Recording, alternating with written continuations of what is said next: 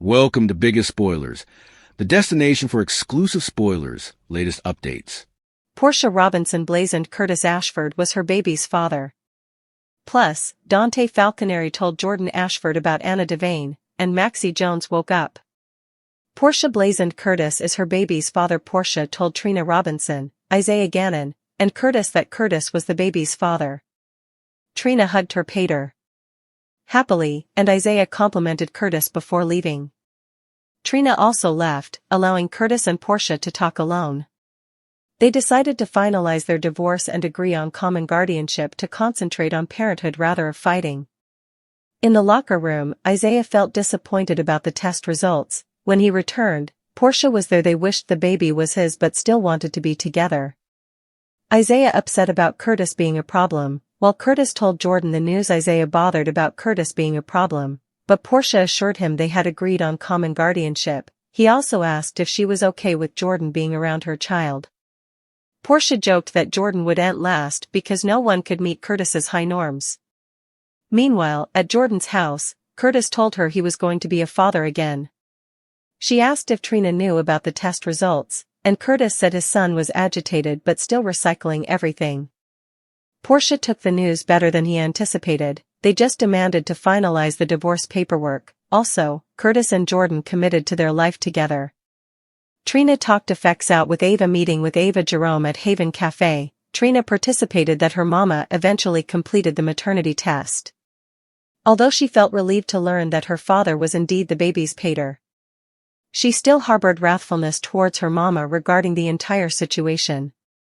She was uncertain about how to overcome that disappointment and rebuild trust with Portia.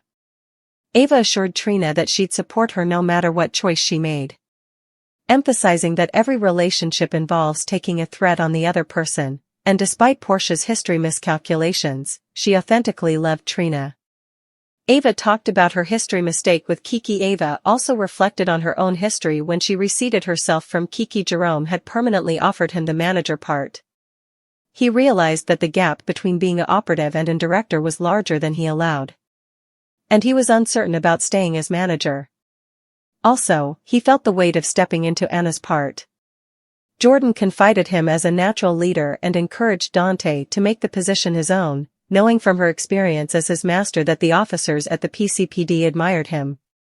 He jokingly asked if she wanted her old job back, but Jordan replied that being manager was her focus these days. Dante summoned Chase to the office laterally. Dante summoned Harrison Chase for a meeting to touch base, and Chase complained that after times of working together as investigators, they were now in the places of patrolman and manager, fading that Chase had always been a solid Bobby. Dante wanted to ensure that Chase would have trouble taking orders from him and would admire the boundaries of being a patrolman. This meant no site examinations to make a case against Michael. As Chase flashed back holding Michael's crucial ring with the key to Willow's house, Dante assured him that he would intrude in the disquisition, and Chase eventually agreed to do the same. Brooke Lynn and Chase reminisced while babysitting Bailey Lou Jones. Brooke Lynn and Chase disregarded about how they began to fall in love. This was when they were pretending the little girl was theirs to keep Maxie's son hidden from Peter August. Chase mentioned that indeed back also, he honored what a awful mama Brooke Lynn would be, and he was eager for them to have a child together. Chase comforted her that he wasn't trying to rush her into relinquishment. Brooke Lynn participated that she had made progress in her relationship with Gio Palmieri and didn't want to risk that bond. Chase agreed to stay until they were both ready to consider relinquishment. After that, Chase headed off for his first day back at work as a patrolman. Gio dropped in for a talk about Emma latterly. Gio visited and expressed his worries to his mama about the possibility of Emma Scorpio Drake moving back to San Francisco during her family's extremity with Anna. Although Brooke Lynn understood his fears, she felt it was unseasonable for Gio to suppose Emma wouldn't return, and she suggested that if it came to that, Gio could go to San Francisco to win Emma back. Also, Gio treated Bailey Lou to her favorite snack of rubbish and crackers, which made Brooke Lynn suppose back to the many times she babysat him when he was youngish. Gio flashed back how thrilled he was whenever she came to visit during her music tenures and how she took him to his first musicale. He also revealed that he'd been veritably worried when he discovered she was his mama, but now he felt fortunate to have a cool kinsman who turned out to be his mom. Felicia, Georgie, and James visited Maxie in Boston. Felicia Scorpio, Georgie Spinelli, and James West visited Maxie, which they did daily. James was worried when Georgie said their mama couldn't see his Valentine's cards, but Felicia assured him Maxie could feel their love. They took turns with Maxie, and Felicia and Georgie stepped out so James could talk to his mama intimately. He told her he loved her most, which is why he said no to a classmate's Valentine request, and he wanted her to wake up to watch him play hockey.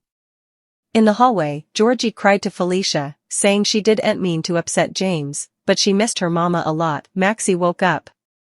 Switching places with James, Georgie lay on Maxie and prayed her to wake up. In the staying area, James told Felicia that everyone at Academy wanted to meet his real pater.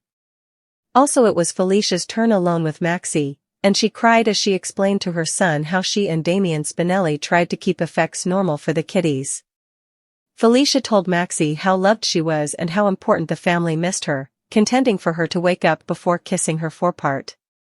Latterly, Felicia and the kiddies were ready to go home to Port Charles when they started arguing about whether to stop at the bookstore or the ice rink on the way to the field. To their surprise, Maxie appeared at her room door, saying her son wouldn't grind without a helmet. Lulu helped Nathan with Valentine's Day delicacies for James' class, admitting their passions, feeling overwhelmed after agreeing to bring Valentine's Day treats for James's class. Nathan West reached out to Lulu Spencer for backing. She accompanied him to shop for PTA-approved party favors and helped him put together the kickshaw bags. Lulu was taken suddenly when Nathan suddenly shifted the discussion from mending his relationship with James to expressing his dubieties about their own relationship. She was surprised to find out that he'd sought advice from Nina Reeves, but she admitted that she had also spoken to her mama for analogous reasons. Despite the tricky situation involving Dante and Maxie, Nathan admitted he wanted to be with her, and Lulu participated that she felt the same way. A wave of revelation and reckoning swept through Port Charles as if a spiritual cleansing had begun, the kind that doesn't just sprinkle holy water but drenches everyone in truth. On General Hospital, secrets surfaced, old wounds reopened, and new commitments were forged in equal measure. It was a day defined by baptisms of honesty, some gentle and healing, others raw and edged with anger. Families were shaken, relationships tested, and amid it all came moments of encouragement that reminded everyone why hope still breathes in this complicated town. Portia Robinson stood at the center of one of the most emotional storms when she gathered Curtis Ashford, Trina Robinson, and Isaiah Gannon to reveal the long-awaited paternity results. There was no dramatic pause, no evasive explanation. She said it plainly, Curtis was the father of her baby. The air seemed to shift in the room as the truth settled over them. Trina didn't hesitate, she rushed into her father's arms, relief and joy washing over her face. For her, the confirmation restored something foundational. The ground beneath her family might have cracked, but it had not split apart entirely. Isaiah, ever composed, congratulated Curtis with dignity. Yet beneath his gracious words lingered disappointment. He had allowed himself to imagine a future shaped by that child being his. Still, he handled the revelation with restraint, choosing respect over resentment. After offering his congratulations, he excused himself, needing space to process the blow privately. It was a quiet act of self-preservation. When Trina also stepped away, Curtis and Portia were left alone with the weight of their shared history. Their conversation was neither explosive nor sentimental. Instead, it carried the steady tone of two adults who had weathered too much to pretend anymore. They agreed to finalize their divorce and focus on co-parenting with maturity. Joint custody would allow them to prioritize the baby rather than prolong hostility. In that decision, there was a kind of baptism, a washing away of bitterness in favor of responsibility. Meanwhile, in the locker room, Isaiah allowed himself the disappointment he had kept hidden. The sting of the test results hit hardest when no one else was around. He had hoped, perhaps too fiercely, that fate would align in his favor.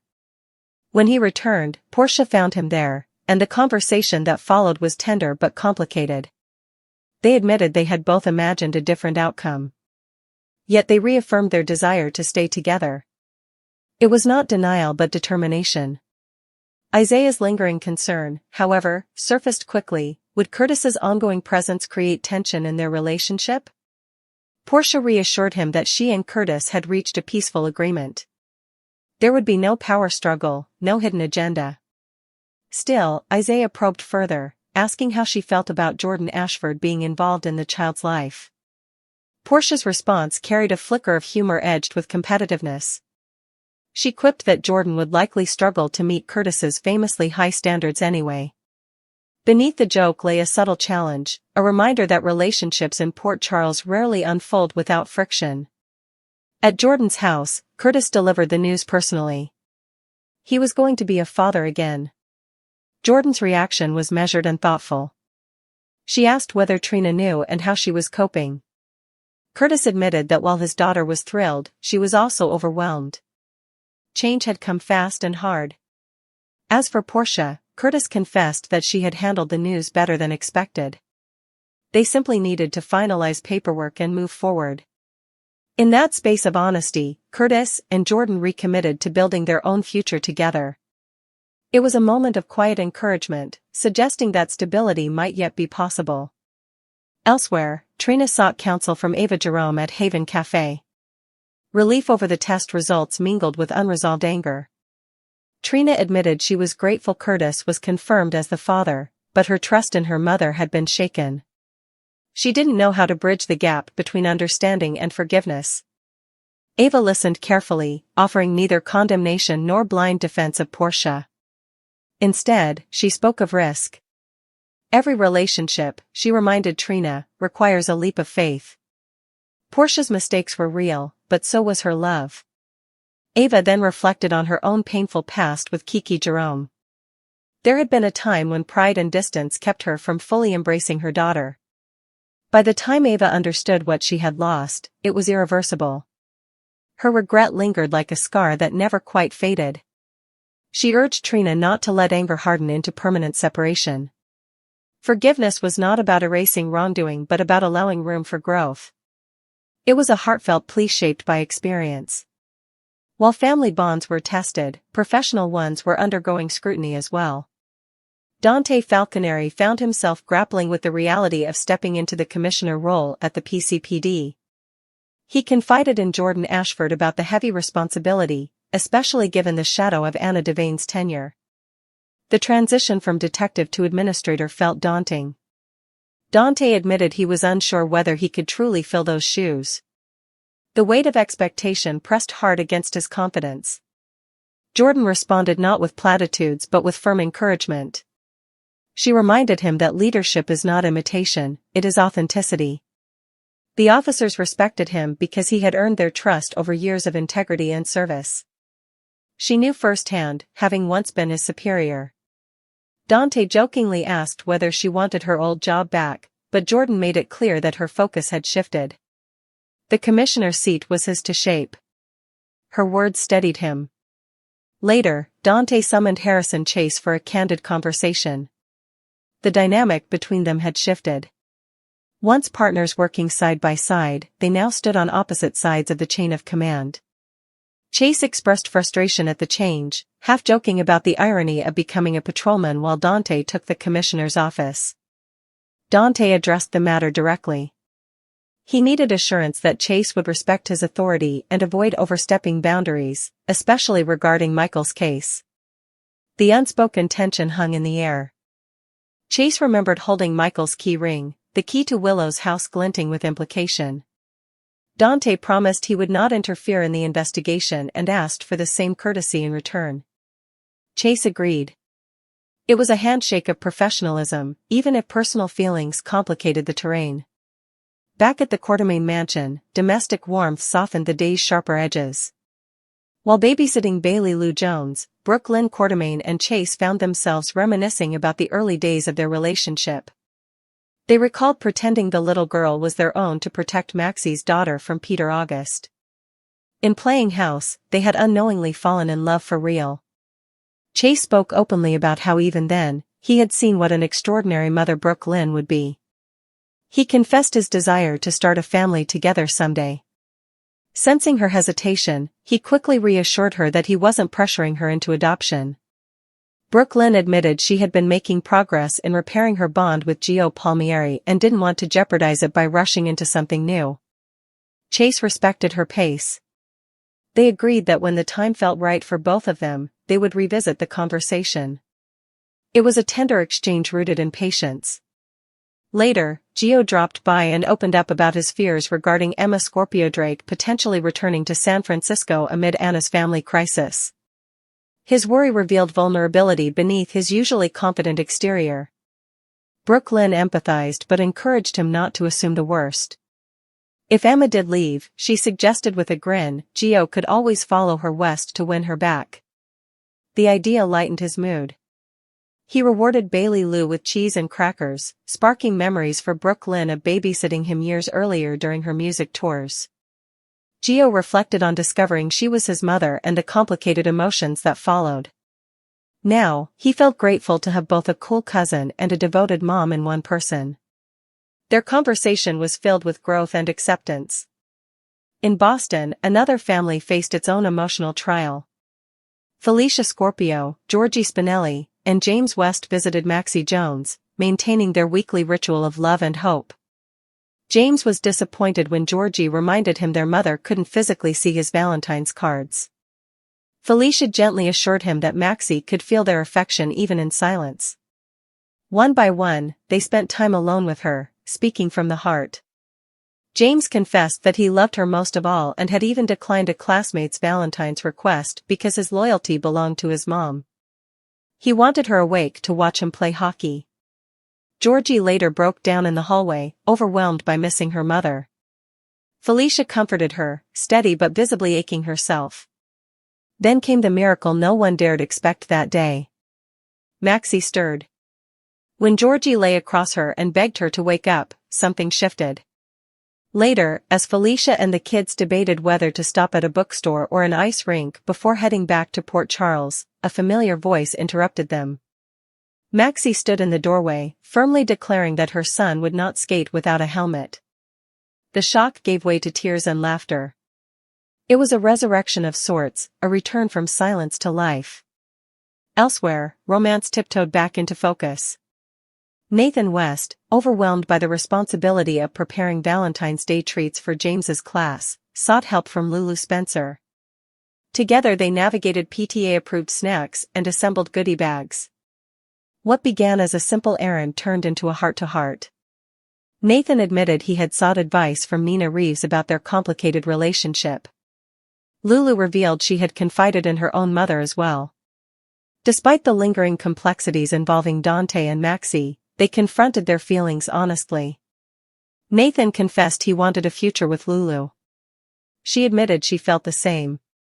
It was not a grand declaration but a sincere one, a promise that love, even tangled love, deserved a chance. Through every conversation, argument, and tearful embrace, the theme of renewal pulsed strongly. Some baptisms were painful, washing away illusions and exposing raw truths. Others were hopeful, marking the start of new chapters. Portia's announcement redefined family structures. Curtis and Jordan strengthened their bond. Trina faced the difficult path toward forgiveness. Dante stepped into leadership with growing confidence. Brooklyn and Chase chose patience over pressure. Maxie's awakening restored joy where despair had settled. Anger flared in moments, Isaiah's private disappointment, Trina's lingering resentment, Dante's professional doubts, but none of it extinguished hope. Encouraging words echoed through hospital corridors, cafe booths, police offices, and family living rooms. In Port Charles, even when threats loom and hearts fracture, there remains an unyielding belief that love can survive upheaval. And so the baptism continues, not of water alone, but of truth, courage, and resilience.